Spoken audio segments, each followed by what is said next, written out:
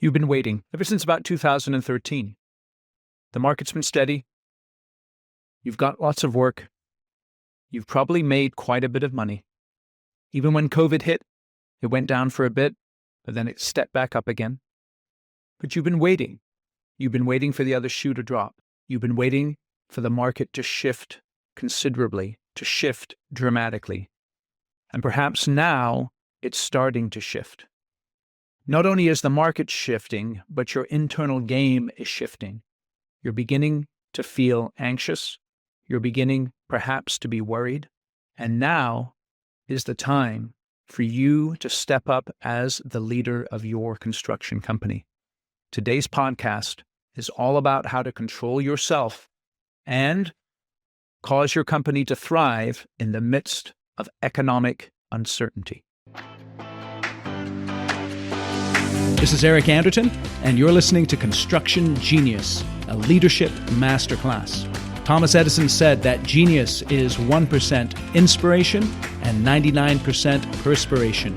If you're a construction leader, you know all about the perspiration, and this show is all about the 1% inspiration that you can add to your hard work to help you to improve your leadership.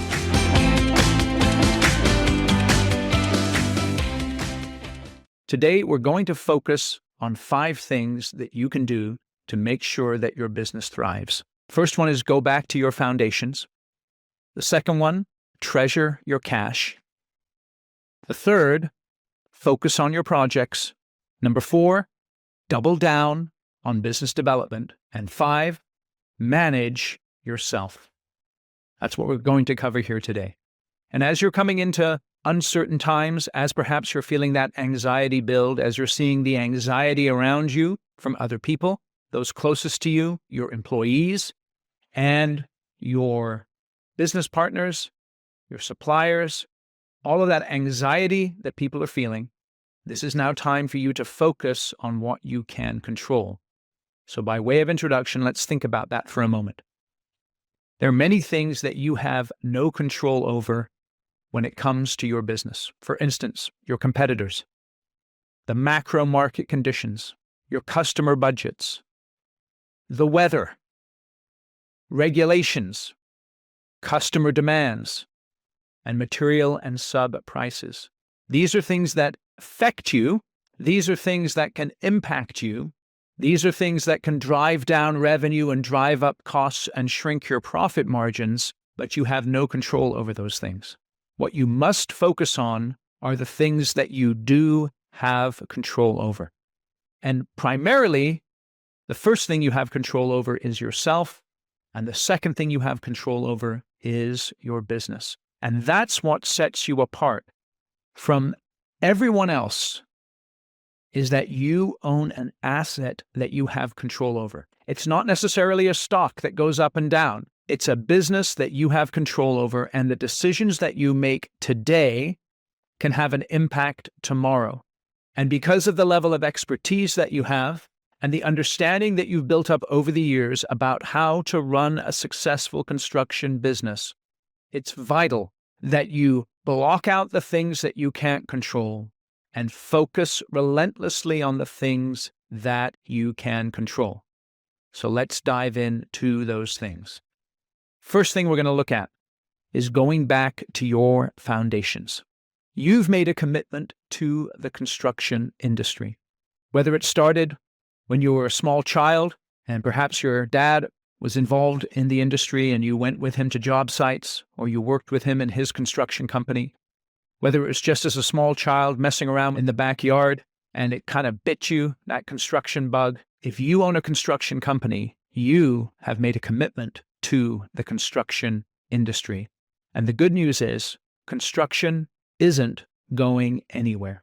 People are builders, and there will always be a need for infrastructure, for buildings of a variety of different kinds. The economy will go up and down, but ultimately the construction sector of the economy is tremendously resilient, and you have made a commitment to that sector. Secondly, you have a commitment to your clients, and you have a commitment to your partners in the industry. You're the type of person who plays long-term games with long-term people. And we realize that life and business and the economy has ups and downs. But what sustains us in the midst of those ups and downs is the commitments that we've made to those long-term relationships.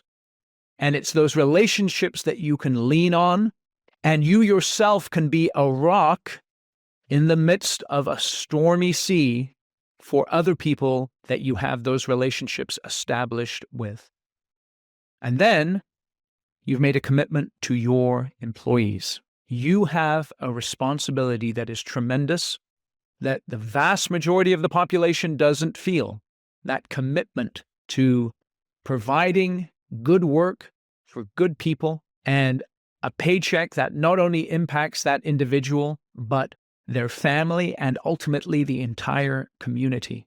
And that is a deep, profound commitment. And so I want you to focus on that in the midst of instability. When you're feeling anxious, you must remember you've committed to the industry, you've committed to your partners and your clients, and you've committed to your employees. Keep those commitments. Second thing you want to do, manage your cash, okay? You really want to treasure that cash. So, how's your overhead at the moment? You must be ruthless in cutting overhead. Here are some sources of overhead that you should consider. Perhaps you have excess when it comes to administrative staff. You have too many non-billable roles that are crushing your margins. And I know I just said you've made a commitment to your employees. I want you to particularly focus on those employees that are reciprocating that commitment by generating revenue for you. And think about those employees that are perhaps not reciprocating that commitment or are an excessive and unnecessary burden on your overhead. It's okay for you as an employer to look at those things and make a decision that is best for the health and the future of the entire business, because you know that the health of your business impacts many people, and keeping your business healthy may require you to cut some people in your business. You've got to look at that objectively. Another source of leaking cash that you need to address in your business as it relates to overhead is poor vendor management. You have IT vendors, you have office supplies, you have redundant software licenses. Look at all of those areas. Ask yourself, where is the subscription creep happening? Think about your personal life, right? I mean, if you've got Paramount Plus, Disney Plus, ESPN Plus, and all those other pluses, you know that's costing you a few $100 every month. What are the Paramount Pluses and the ESPN Pluses that you're not watching anymore, so to speak, in your business, that you're not using anymore, that's not giving you any benefit? Ruthlessly look at those things and eliminate them. And then finally, think about your office space. Perhaps you've expanded in such a way that you have wasted square footage, and you're wasting, if you're renting, you're wasting rent or utilities or upkeep. And perhaps a reduction in your office space or a subleasing of unused office space could help you address overhead issues.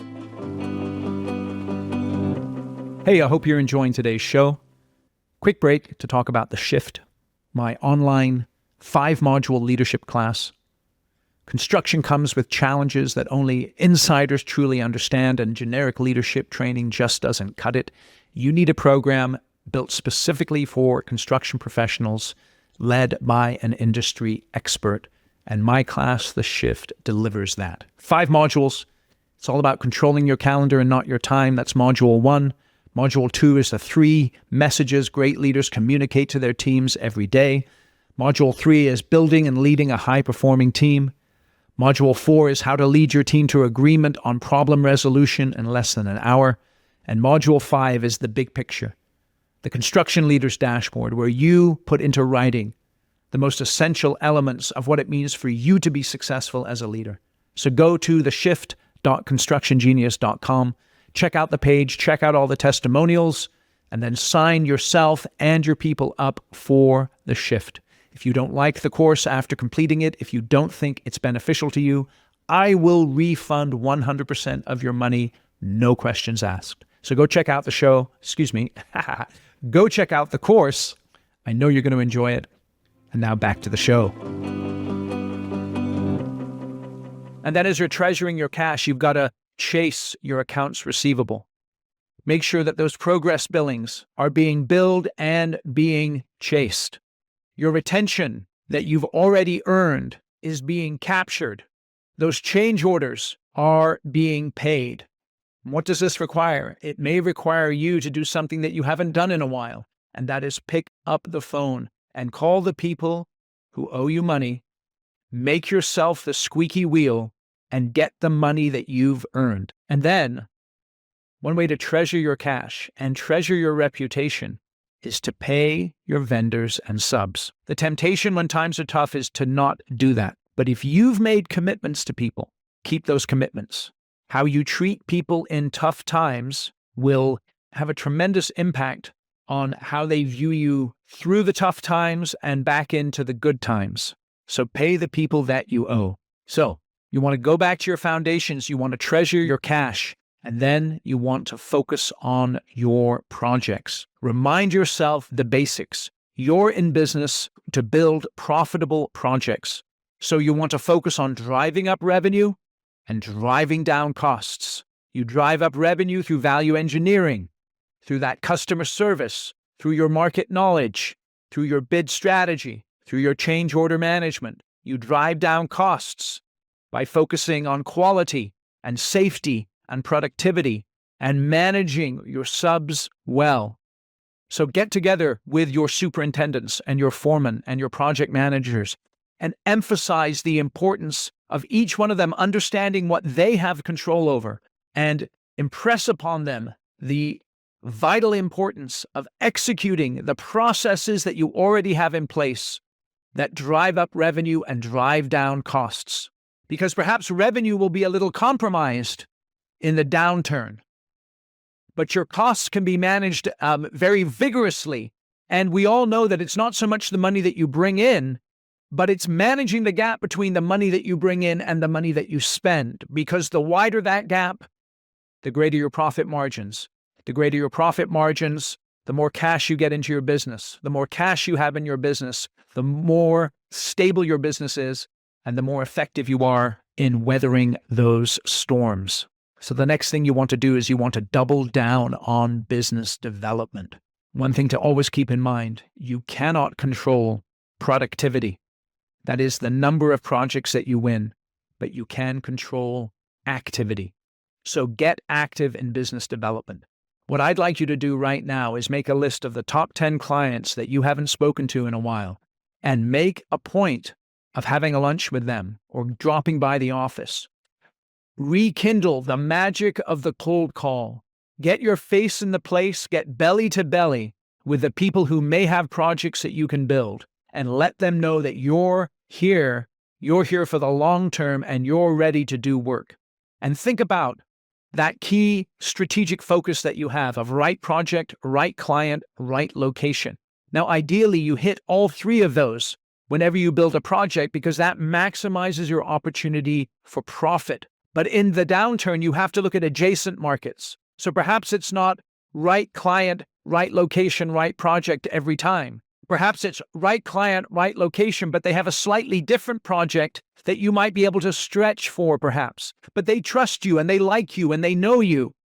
And they may be willing to work with you on a particular project that you haven't built before, or that you have connections with other subcontractors that you may be able to partner with. My point is you need to get creative with your strategic approach to business development and not get stuck in a box, because now is the time to lift up your head and to look around for the market opportunities that perhaps are being created because your weaker competitors are really struggling in a downturn and they're not able to execute projects.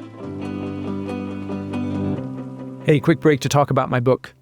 There it is, Construction Genius. This is a great book. Just had someone reach out to me on LinkedIn and they told me they gave the book a 5-star review. If you go to Amazon and check out all of the reviews, we have over 50 5-star reviews. I'm tremendously grateful for that feedback. And I want you to get the book because As the subtitle says, you're going to learn effective, hands-on, practical, simple, no BS leadership strategy, sales, and marketing techniques that will help you to build a better construction company and to be a more effective leader. It's on Amazon, $20 for the paperback. It's a killer deal. All you have to do is read one chapter a week, take one application from each chapter, and I promise you, it will transform your business. In fact, I'm so confident that if you buy the book, you read it, and you think, Eric, that wasn't worth my time and money, reach out to me via email, eric@constructiongenius.com, and I will Venmo you the $20 that you spent on the book. I will give you all of your money back. So go out to Amazon, buy the book, link in the show notes, and now back to the program. You must keep your key guys busy as much as possible, because it's your key guys in the field who are building projects profitably that you want to keep employed, so when that downturn finishes and the upturn occurs, and I promise you the downturn will finish and the upturn will occur, we just don't know how long it will take. You must be ready for that, and obviously having your key guys in place who put the work in place, who make you the money, it's vital to have those folks. By the way, little sidebar right now. Think about all the B players, or maybe the C players that you've been tolerating all these years because you just need a warm body on a project. Now is the time to be able to confidently say, I'm sorry, we no longer have a position for you here in this organization. And to really focus in on solidifying the commitment of your A players, because it's those folks who will help you to roar out of any downturn that we may be facing. Okay, so we've talked about going back to your foundations, treasuring your cash, focusing on your projects, doubling down on business development. Lastly, I want to remind you to manage yourself. When the stock market is tanking, when there's economic uncertainty, your people are looking to you for leadership. And it's vital that you provide that sunny, cheerful, optimistic leadership. It doesn't mean you don't face the brutal truths. It doesn't mean you don't tell people the realities of what's going on if you need to, but you do so with optimism, because remember, you've made a long-term commitment to the construction industry. And you are a professional. You are deeply skilled. You are deeply talented. You haven't gotten this far by luck, and now you're going to double down on what works.